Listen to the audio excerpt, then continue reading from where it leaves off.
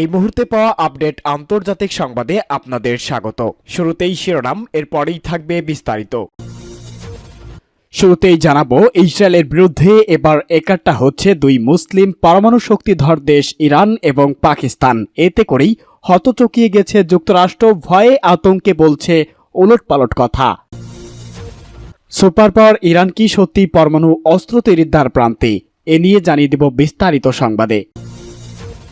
এরপরেই জানিয়ে দিব, ইসরায়েলকে অবিনাশী ভূমিকম্পের হুমকি দিল ইরান।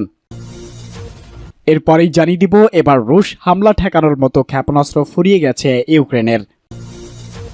এবং সর্বশেষ জানিয়ে দিব, পাকিস্তান সফরে গিয়ে ইসরায়েলকে নিশ্চিহ্ন করে দেওয়ার হুমকি দিয়েছে ইরানের প্রেসিডেন্ট সৈয়দ ইব্রাহিম রাইসি।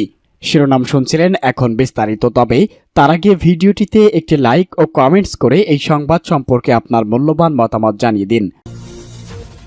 ইসরায়েলের বিরুদ্ধে একাট্টা হচ্ছে ইরান এবং পাকিস্তান। ইরান ও পাকিস্তান সম্পর্কটা অনেকটাই আবহাওয়ার মতো, এই ভালো তো এই খারাপ।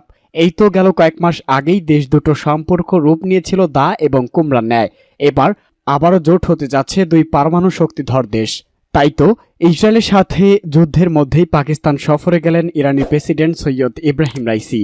দুই দেশের সম্পর্ক উন্নয়নের ফলে ভয় রয়েছে ইসরায়েল এবং যুক্তরাষ্ট্র। তারা ভাবছে এই বুঝি পাকিস্তানকে সঙ্গে নিয়ে যুদ্ধে জড়িয়ে যাবে মধ্যপ্রাচ্যের দেশ আমেরিকা এবং ইসরায়েলের সঙ্গে।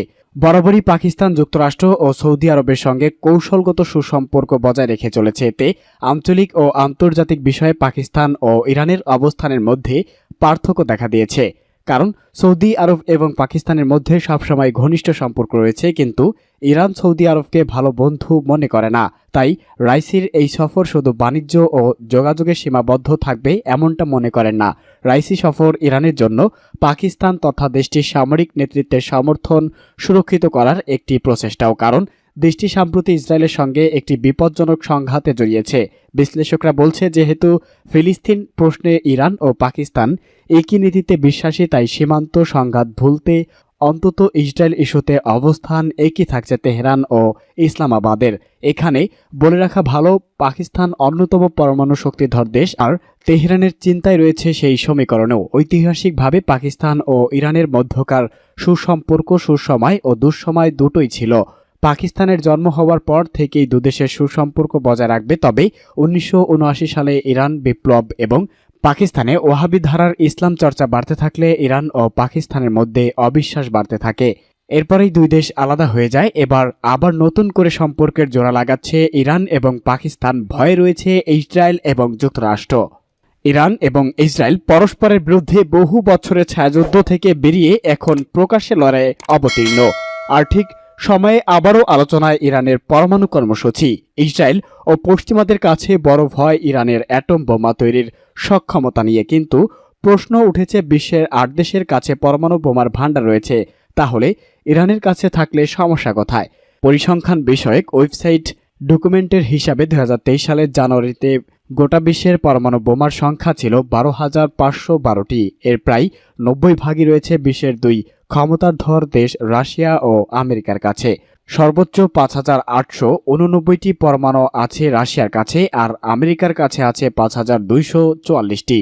এরপর সবচেয়ে বেশি রয়েছে চীনের কাছে 410টি, মার্কিন নেতৃত্বাধীন ন্যাটো জোটের কাছে রয়েছে 410টি, আর যুক্তরাজ্যের কাছে রয়েছে 290টি অ্যাটম বোমা। বিস্ময়করভাবে এরপরেই সবচেয়ে বেশি পরমাণু রয়েছে পাকিস্তানের কাছে, তাদের কাছে রয়েছে 170টি বোমা।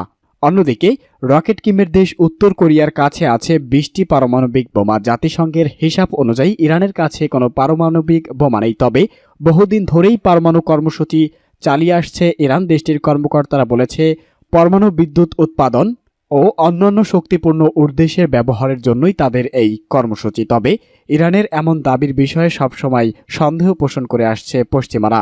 বিশেষ করে যুক্তরাষ্ট্র বলেছে, কর্মসূচির আড়ালে পরমাণু অস্ত্র তৈরির চেষ্টা চালাচ্ছে দেশটি। শুধু বলেই ক্ষান্ত হননি, এজন্য দেশটির উপর গত কয়েক দশক ধরে একের পর এক অর্থনৈতিক নিষেধাজ্ঞা আরোপ করছেন তারা। পশ্চিমা গণমাধ্যমে প্রায় এমন খবর প্রচার করা হয় যে ইরান পরমাণু অস্ত্র তৈরির দ্বারপ্রান্তে রয়েছে, যে কোনো সময় তারা এই মারণাস্ত্র তৈরি করে ফেলতে পারে।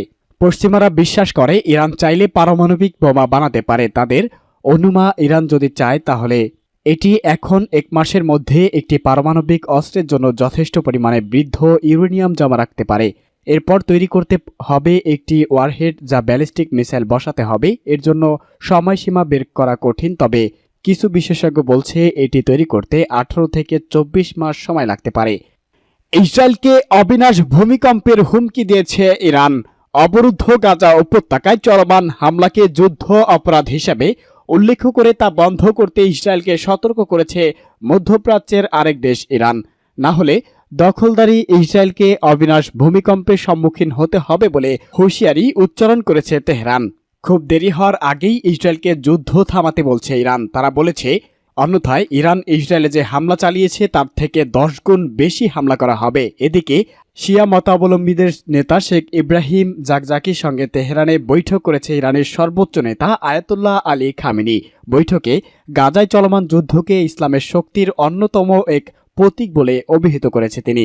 খামেনি বলেছে, ইসরায়েল হামাসের সাম্প্রতিক নজিরবিহীন হামলা ফিলিস্তিনের বিজয় ডেকে আনবে। চলমান হামাস ইসরায়েল যুদ্ধকে ইসলামের শক্তির অন্যতম প্রতীক বলেও অভিহিত করেছে তিনি আরও বলেছে, বর্তমান ঘটনা প্রবাহ ফিলিস্তিনের ইসলামের আত্মবিশ্বাস শক্তির এক ইঙ্গিত। ইনশাআল্লাহ ফিলিস্তিনে যে পদক্ষেপ শুরু হয়েছে তা এগিয়ে যাবে এবং ফিলিস্তিনিদের পূর্ণ বিজয় ডেকে নিয়ে আসবে। একই দিন গাজা উপত্যকায় ইসরায়েলের নির্বিচারে বোমা হামলা বন্ধের আহ্বান জানিয়েছেন ইরানের পররাষ্ট্রমন্ত্রী। তিনি বলেছে, ফিলিস্তিনে যদি ইসরায়েলের বোমা বর্ষণ বন্ধ না হয় তাহলে ইরান ফের আবারও ইসরায়েলে হামলা চালাবে। তাহলে এই যুগে যোগ দিতে পারে লেবাননের শক্তিশালী সশস্ত্র গোষ্ঠী হিজবুল্লাহ। আর হিজবুল্লাহ যদি ইরানের সঙ্গে আবারও যোগ দেয় তাহলে বিশাল ভূমিকম্পের কবলে পড়বে ইসরায়েল। রুশ হামলা ঠেকানোর ক্ষেপণাস্ত্র ফুরিয়েছে ইউক্রেনের। আকাশ প্রতিরক্ষা ব্যবস্থার ক্ষেপণাস্ত্রের ঘাটতির কারণে গত সপ্তাহে রাশিয়ার একটি ক্ষেপণাস্ত্র হামলা প্রতিহত করা যায়নি বলে জানিয়েছে ইউক্রেনীয় প্রেসিডেন্ট ভ্লাদিমির জেলেনস্কি। ওই হামলায় রাজধানী কিয়েভ অঞ্চলে বৃহত্তম বিদ্যুৎ কেন্দ্র বিধ্বস্ত হয়েছে। মার্কিন সংবাদ মাধ্যম পিবিএসকে দেওয়া এক সাক্ষাৎকারে তিনি একথা বলেছে। ব্রিটিশ রুশ বার্তা সংস্থা রয়টার্স এ খবর জানিয়েছে। ইউক্রেনের আকাশ প্রতিরক্ষা ব্যবস্থায় ঘাটতি নিয়ে দেশটির সরকারের একাধিক সতর্কবার্তামূলক বক্তব্যের পর জেলেনস্কি একথা স্বীকার করেছে। রাশিয়া দেশটির জ্বালানি ব্যবস্থায় হামলা জোরদার করার পর তা ঠেকাতে হিমশিম খাচ্ছে ইউক্রেনীয় সেনাবাহিনী। জেলেনস্কি বলেছে, 11টি ক্ষেপণাস্ত্র উড়ে এসেছিল। প্রথম 7টি ধ্বংস করা হয়, কিন্তু বাকি 4টি ট্রাইপিলস্কে ধ্বংস করেছে, কারণ আমাদের কোনো ক্ষেপণাস্ত্র ছিল না। রয়টার্সের পক্ষ থেকে জেলেনস্কি ক্ষেপণাস্ত্র ফুরিয়ে যাওয়ার দাবির সত্যতা স্বাধীনভাবে যাচাই করা সম্ভব হয়নি। তবে জেলেনস্কি আগে থেকেই সতর্ক করে বলে আসছিল যে কি করবে রক্ষায় অগ্রাধিকার দেওয়া হবে তা নিয়ে ইউক্রেনকে কঠিন সিদ্ধান্ত নিতে হচ্ছে। তিনি আরও বলেছেন, রাশিয়া যদি এমন গতিতে হামলা অব্যাহত রাখে তাহলে ইউক্রেন প্রতিরক্ষামূলক ক্ষেপণাস্ত্র পুরোপুরি ফুরিয়ে যাবে। সর্বশেষ ইসরায়েলকে নিশ্চিহ্ন করে দেওয়ার হুমকি ইরানের উপর আবার কোনো হামলা করলে ইসরায়েলকে নিশ্চিহ্ন করে দেওয়া হবে বলে হুঁশিয়ারি দিয়েছে ইরানের president Syed Ebrahim Raisi. Pakistan সফরের দ্বিতীয় দিনে লাহোরের পাঞ্জাব বিশ্ববিদ্যালয়ের একটি অনুষ্ঠানে এমন হুঁশিয়ারি দিয়েছে ইরানের প্রেসিডেন্ট। ইরানের রাষ্ট্রীয় বার্তা সংস্থা ইরানার বরাত দিয়ে এ খবর জানিয়েছে রয়টার্স। ইব্রাহিম রাইসি বলেছে, যদি ইসরায়েল আবারও ইরানের উপর হামলা করে তাহলে ইসরায়েল আর পৃথিবীর বুকে বেঁচে থাকবে না। ইরানি প্রেসিডেন্ট আরও বলে, যদি ইসরায়েল আরেকবার ভুল করে এবং পবিত্র ইরানের সার্বভৌমত্বকে লঙ্ঘন করে তাহলে পরিস্থিতি ভিন্ন হবে। ভাষণে ফিলিস্তিনিদের প্রতি ইরানের সমর্থন অব্যাহত থাকার কথাও জানিয়েছে ইব্রাহিম রাইসি। চলতি মাসের শুরুতে সিরিয়ার দামেস্কে ইরানের কনসুলেটে হামলা চালায় ইসরায়েল। হামলায় ইরানের কয়েকজন শীর্ষ সেনা কর্মকর্তা নিহত হয়েছে। ওই হামলার জবাবে গত 13 এপ্রিল রাতে ইসরায়েলকে লক্ষ্য করে 300 ড্রোন ও ক্ষেপণাস্ত্র ছুড়েছে ইরানের রেভলিউশনারি গার্ড কোর IRGC। এদিকে ইরান ও পাকিস্তানের মধ্যে ব্যবসায়িক চুক্তি হওয়ার বড় ধরনের নিষেধাজ্ঞার ঝুঁকি রয়েছে বলে হুমকি দিয়েছে যুক্তরাষ্ট্র। এক বিবৃতিতে পাকিস্তান ইরানের প্রেসিডেন্ট ইব্রাহিম রাইসি 3 দিনের সফর করাকে কেন্দ্র করে এমন সতর্ক বার্তা দিয়েছে যুক্তরাষ্ট্রের স্টেট ডিপার্টমেন্ট। বিবৃতিতে পাকিস্তানের নাম উল্লেখ না করে স্টেট ডিপার্টমেন্টের একজন মুখপাত্র বলেছে, আমরা সবাইকে পরামর্শ দিচ্ছি, ইরানের সঙ্গে যদি কোনো দেশ ব্যবসায়িক চুক্তি করে থাকে তাহলে তাদের উপর ওয়াশিংটনের বড় ধরনের নিষেধাজ্ঞার ঝুঁকি রয়েছে। ওয়াশিংটনের সঙ্গে ইসলামাবাদের বাণিজ্য ও অর্থনৈতিক সম্পর্কের বিষয়ে মন্তব্য করার সময় ওই মুখপাত্র বলেছে, মার্কিন যুক্তরাষ্ট্র পাকিস্তানের বৃহত্তম রপ্তানির বাজার এবং বৃহত্তম বিনিয়োগকারী দেশের